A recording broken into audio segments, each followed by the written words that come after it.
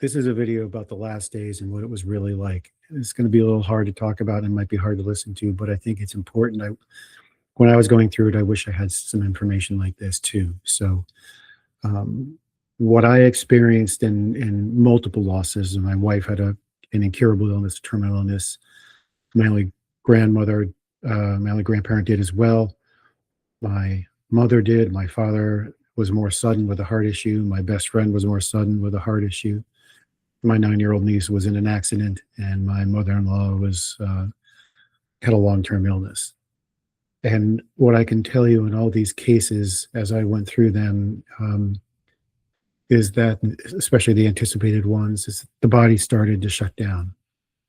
So there were signs, and those in hospice were very good to help me understand what those signs were, so that I knew that my wife in particular, let's use that case, was in an active dying phase. And when she went into an active dying phase, one of the things where I drew comfort was knowing that she wasn't in pain. Um, uh, she was able to communicate that to me, and I received that reassurance from hospice as well. She became more withdrawn, and and did not, in our case, didn't want to see the kids in the last days. We had made that decision ahead of time, so it was just me. Um, it lasted probably the course of like 10 days, and nonetheless, as we went through that, um, I was still shocked, even though it was totally expected. I was still shocked in each case when I got the news that they passed away when I wasn't with them.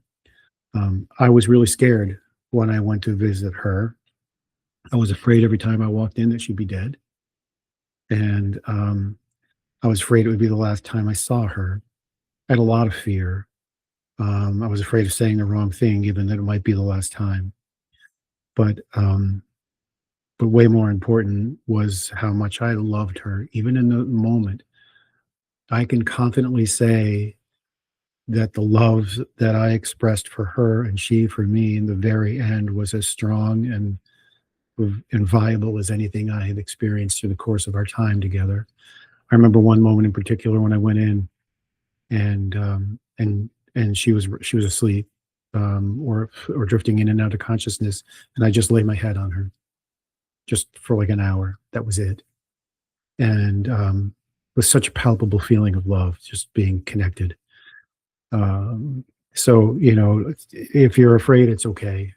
Um, Exhausted, raw, wits end. I mean, what are the words you want to use? They all apply here. Um, Lean on the hospice people.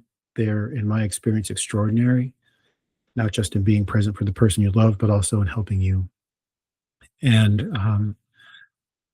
this is maybe one of the greatest acts of love that we can experience, is guiding somebody or being present with somebody as they transition from this life to the next. So, as painful as it was to experience, I take comfort in knowing that that I was able to be with her um, through the end. I hope this helps.